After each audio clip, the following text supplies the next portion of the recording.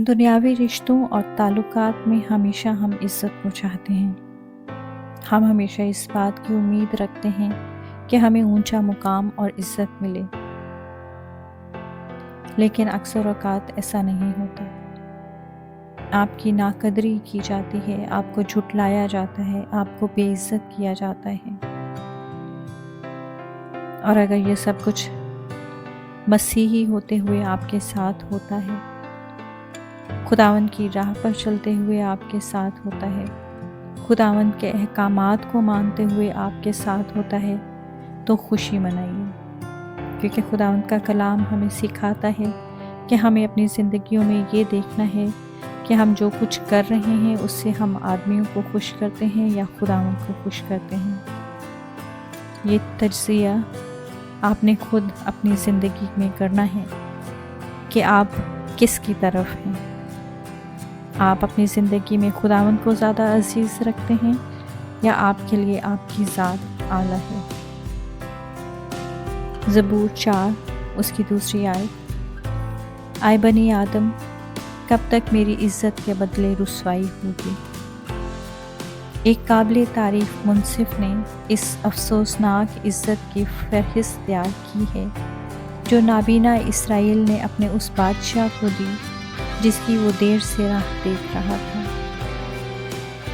انہوں نے ایک عجیب و غریب جلوس سے اس کی عزت کی جس میں رومی سپاہی، یہودی کاہن اور عام مرد و زن شریک تھے، جبکہ وہ خود اپنی صلیب اٹھائے جا رہا تھا۔ یہی وہ اجر ہے جو دنیا نے اس کو دیا، جو اس کے سخت ترین دشمن کو مغلوب کرنے کے لیے آیا۔ اس نے تمکثر آمیز نعروں اور طعنوں سے اس کی بے عزتی کی۔ انہوں نے عزت کی مے پلائی، سنہری پیالے میں انگور کے میٹھے رس کی بجائے۔ انہوں نے اسے مجرم کو مدہوش کرنے والا جام پیش کیا جسے پینے سے اس نے انکار کر دیا، کیونکہ وہ باہوش و حواس موت کو سہنا چاہتا تھا۔ اور بعد میں جب اس نے پکارا کہ میں پیاسا ہوں، تو انہوں نے اسپنج کو سرکے میں بھگو کر اس کے ہونٹوں سے لگایا۔ آہ، بادشاہ کے بیٹے کے ساتھ ایسا تحقیر آمیز سلوک! انہوں نے اس پر ایسے پہرے دار مقرر کیے جنہوں نے جوا کھیلتے ہوئے اس کا لباس بانٹ لیا۔ یہ آسمان کے شہزادے کے باڈی گارڈ تھے، ظالم اور جوا باز۔ خون آلودہ صلیب کو انہوں نے اسے بطور تخت پیش کیا۔ باغی انسان نے اپنے مالک بادشاہ کے لیے یہی جگہ مقرر کی۔ مسیح کے بارے میں دنیا کا خیال صلیب سے ظاہر ہوتا ہے۔ انہوں نے اسے یہودیوں کے بادشاہ کا لقب دیا۔ آنکھوں پر پٹی چڑھی ہوئی قوم کا حقیقت میں مطلب تھا چوروں کا بادشاہ، کیونکہ انہوں نے نجات دہندہ کے نسبت بارابا کو پسند کیا اور یسوع مسیح کو 2 ڈاکوؤں کے درمیان جگہ دی۔ یوں بنی نوع انسان نے ہر لحاظ سے اس کے جلال کو بے عزتی اور تحقیر میں بدل دیا، لیکن یہی باتیں ابد تک مقدسین اور فرشتوں کی شکر گزاری کا باعث بنی رہیں گی۔ آمین۔ جلال خداوند، ہم اس بات کے لیے شکر گزار ہیں کہ آپ کے مار کھانے سے ہم نے شفا پائی ہے۔ آپ کی بے عزتی کے بدلے میں ہمیں عزت نصیب ہوئی ہے۔ آپ نے ہماری خاطر لعن طعن کو برداشت کیا۔ آپ نے ہماری خاطر اپنے جسم پر کوڑے کھائے اور آپ کے منہ پر تھوکا گیا اور آپ کو ایک ذلت کی موت دی گئی۔ لیکن آپ کی عظیم محبت کے لیے ہم شکر گزار ہیں کہ آپ نے یہ ساری لعنتیں اپنے اوپر برداشت کی، کیونکہ آپ چاہتے تھے کہ ہم گناہ سے آزاد ہو جائیں۔ آپ چاہتے تھے کہ ہم گناہ سے چھوٹ کر آپ کی بادشاہی کے وارث بن جائیں۔ اس عظیم اور مثالی محبت کے لیے ہم آپ کے شکر گزار ہیں۔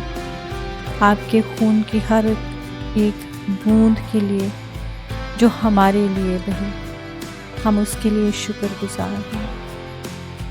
ہم کانٹوں کے اس تاج کے درد کے لیے شکر گزار ہیں جو آپ نے ہمارے گناہوں کے لیے سہا۔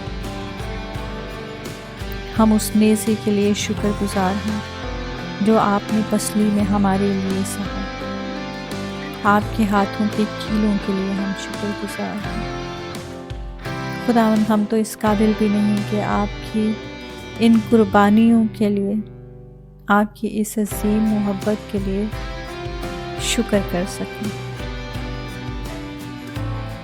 آج کے دن میں خداوند التماس کرتی ہوں، دعا اور منت کرتی ہوں کہ ہمیں شکر گزاری کرنا سکھائیں۔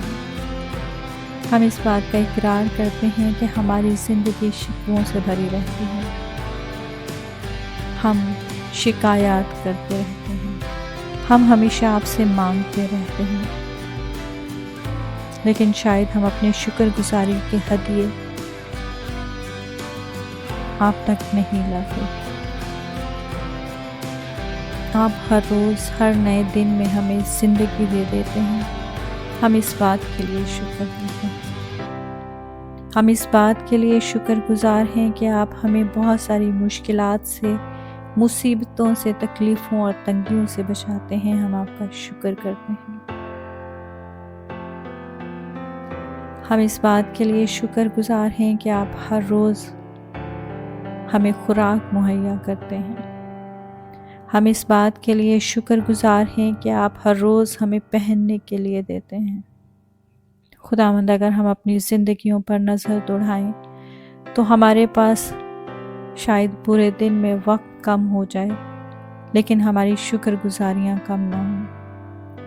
خداوند، شکر کرتے ہیں، اس بات کے لیے شکر گزار ہیں کہ آپ اس زمین پر اتر آئے تاکہ آپ اپنی جان کو فدیہ کے طور پر ہمارے لیے دے سکیں۔ ہمارے دلوں کو شکر گزاری سے بھر دیجیے اور ہمیں شکر گزار رہنا سکھائیے۔ یسوع کے نام سے مانگتے ہیں، آمین۔